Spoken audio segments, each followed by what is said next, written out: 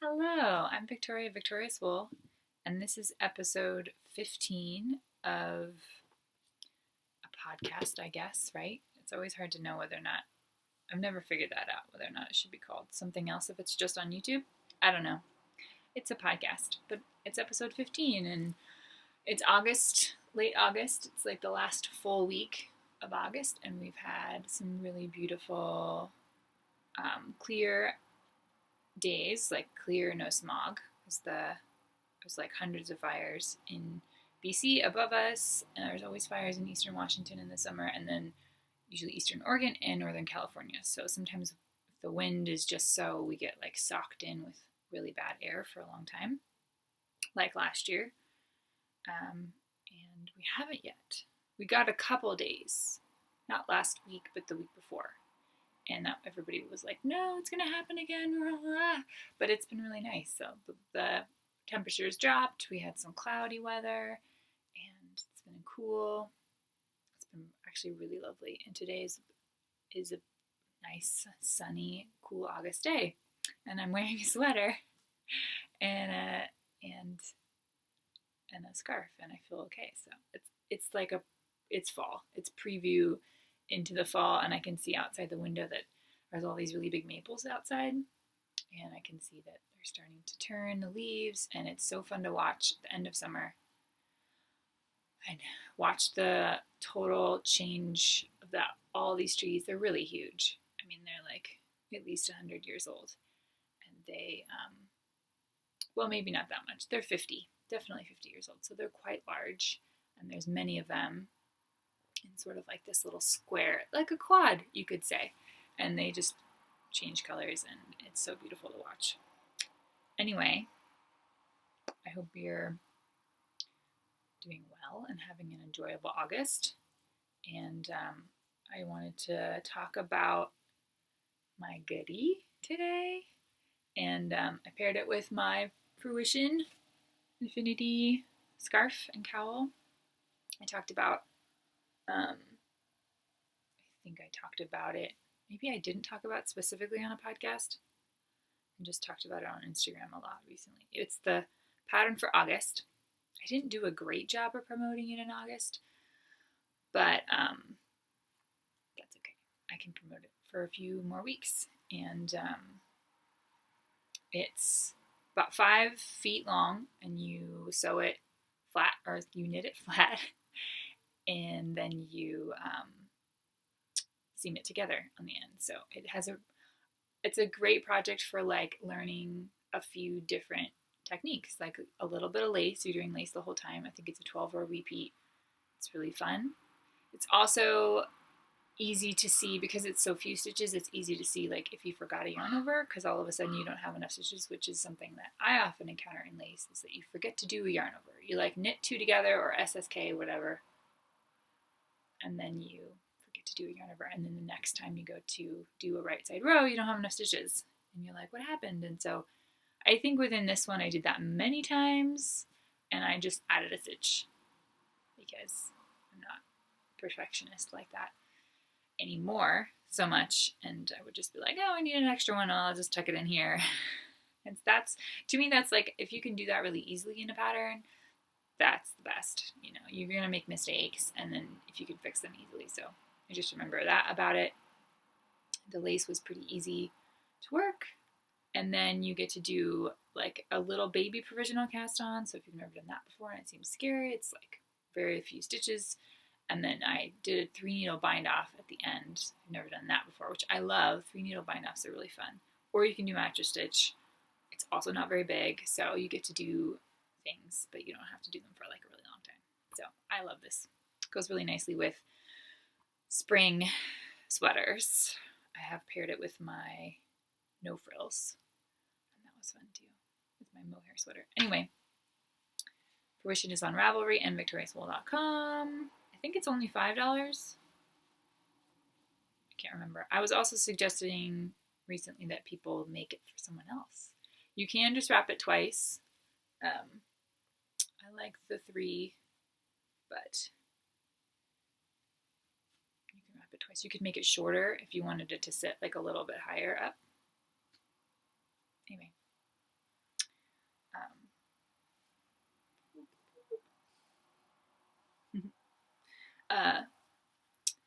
the Goody finished quite a while back. It's by Julie Hoover, who is incredible.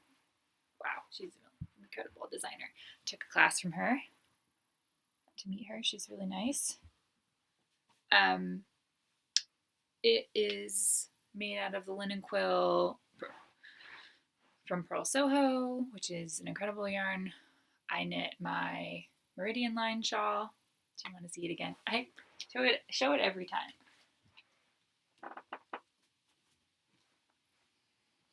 It's not out yet. It's in testing right now. Test has just started, and people are starting to send me photos of their work. I have one tester who's halfway done already. This yarn is just like so textural. And I had knit this, I think. Was I halfway done? I might have been halfway done, and then I started this, and then I finished this one. And after I finished it, I was like, I want to keep working with this yarn. It's so nice. And if I wasn't on a like year-long yarn fast, I probably would have gotten some. I do have some more right here. But it just has a really nice texture because of the linen, and it's got 15% linen in it, and then the alpaca and the wool make it just so nice. A beautiful drape. I'm looking forward to wearing this more when it's a little colder. It'll probably come out now. The deadline for the test is like mid-September, so usually try to do a bunch of pre-launch work before, like, to have that all happen at the end of the test so the testers can give me their feedback, and then I can do the last revision and get it out to people as fast as possible. So probably sometime after the 3rd week of September. How about that? And I'm really excited about it. I kind of want to make another one, but I don't have time. It's just such an easy thing to knit. You're doing a repeat of 4 rows. Every 4th row you make a ridge, and then you're switching colors, and the color combinations are really fun. It's a fun shape. Anyway, stay tuned for that release. But the Goody, made out of the same yarn. It's knit flat, and you make the back and the front. They're mostly the same. I think you do make the V when you do the front, which is so fun. Look how nice it looks. Just trying to get it. You don't have to do any finishing at the end. It's got like I believe it would be an I-cord edge, which is so easy.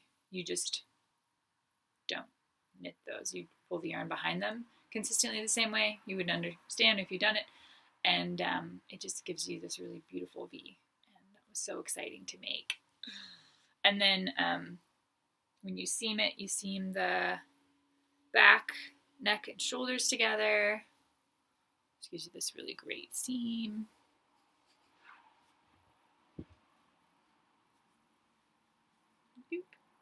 That was fun. My seam's a little wonky, but I'm happy with it. And you see the sides. I think I laid it out on the table. It took me maybe like a week and a half, 2 weeks of me coming back to it a bunch of different times and finishing it up. So, and I blocked it again. Did I wet block it? I did wet block it again, but I didn't pin it out the second time. And I tried to not fold it on the mats on the sleeve. That would make the seams like stick up more. I was trying to like let the seams relax, which I think they will over time. Anyway, I'm happy with it. It's very oversized. I think I made the 3rd size, and I was trying to make the same fit as the model, and hers is a little smaller on her, and I think I just of course I didn't get gauge, so I changed some things like I do with a lot. I probably mentioned this on the podcast before. Sometimes if I don't get gauge, rather than like struggling to try to get it, I just choose the fabric that I like and choose a different size and make that. And so I think I would probably preferred it to be smaller. It could probably fit my mom. So I've been sort of on the fence about that, and why it took me so long to model photos of it, because I think I finished it more than a month ago. It took me a while to photo. I just photographed it today, did a little reel on Instagram, and I'm talking about it here. I just didn't know if I was going to like it, and you're not quite sure, and so you just leave something folded up out so that you can see it, and then it's bugging you, but not actually taking the photos and going that last step. So I do like it. It's very comfortable. And it does look good with leggings. I'm more appreciative of it now that I photographed it, which is interesting. Sometimes you can put something on and it doesn't look good, and that makes you feel worse. And sometimes actually trying it on and being like, okay, it's not what I thought, but when is anything? And then can I like get used to what it actually is, and can I appreciate what it is? And I do. Yeah, it looks good. So I'm happy with it. I don't think I changed anything. Think about that. I definitely added a little bit to the length, which I probably didn't need. But I don't think I made any other changes because it's so oversized you really don't need to. The thing I want to say about knitting seamed sweaters, and I've talked about this with knitting friends, is that we are out of practice of that, like as a knitting culture. We don't do it very often. So when people say, I don't like knitting seamed sweaters because it doesn't work out or whatever, I have a couple of sweaters that I started with that are top down, or one that was bottom up, but they were in the round, and they don't fit me very well. I don't wear them. So there's 2 sweaters that didn't work out. But I didn't stop knitting top down or in the round sweaters. So I think it has to do with practice. I think we've lost the skill as a culture to knit in general. And then we've gone off in this seamless top down direction, and we haven't, improved our skills generally for seaming sweaters. So when people say that, I don't like seam sweaters, I'm like, I just don't want to have that response for myself, because I know it has to do with practice. I know it has to do with understanding what kind of length I generally like a sweater to be, so that when I knit it bottom up seamed, I have an idea of what that is, regardless of what the pattern says. Like, I know what Andrea Mowry talks about, like magic numbers. She has sleeve length that she knows she likes and body length that she knows she likes. I haven't been paying attention, but I think I should start, so that you can make more educated choices when it comes to choosing what size to make for a seam sweater. So I'm going to keep doing it, because I think it's valuable. I think that they make really nice garments because they have such structure. This seam on the shoulder is not going to distort over time. It's solid. And the seams on the side, and there are top-down raglan sweaters, seamless sweaters that I have that are kind of like sort of twisting, and that could be with the way I knit, that could be the spin on the yarn, that could be the fact that they don't really have a lot of structure because they have no seams. Anyway, I digress. But yes, it didn't really change anything, and I love the color, so I'm excited to wear it more as the weather changes.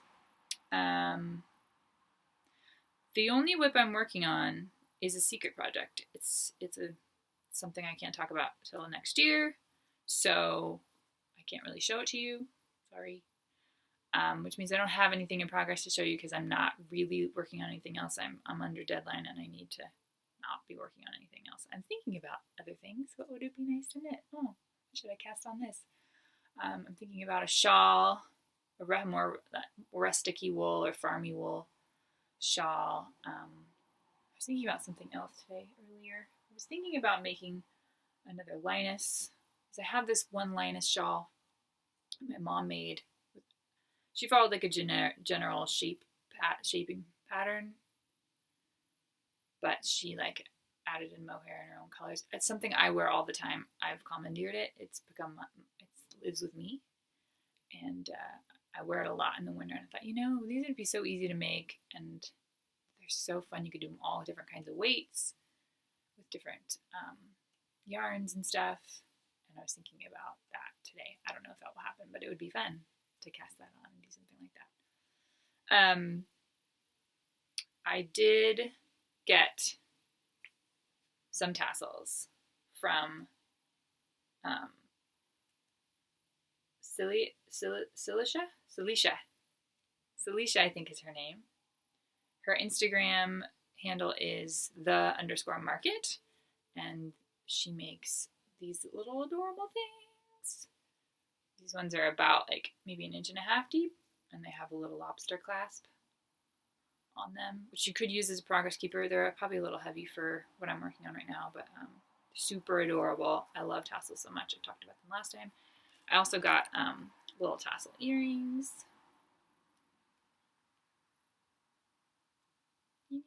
So friendly. A couple pairs of those and some progress keepers, which are on my project. So I just wanted to show you that because I talked about it last time. I think this is the Berries Post set. It came in the most adorable packaging. So beautiful. Yeah, and that's it. I will hopefully have something to show you next week. Or I'll talk about it's fun to come on and talk about older projects because I haven't been podcasting for very long and I have a lot of sweaters. So maybe I'll come on and talk about another one of my designs or another sweater. Oh, I was going to talk about my first sweater. Maybe I'll do that. And maybe put it on. I don't know. I don't really want to. I've tried to take good pictures in it just to like, let me just be in it and like pretend I look comfortable or whatever. And it just isn't, it fits, but there's no ease. So I don't really wear sweaters with no ease anymore or ever. So yeah, maybe I'll do that next week. Okay. Have a nice weekend and I hope you get lots of knitting in. Bye.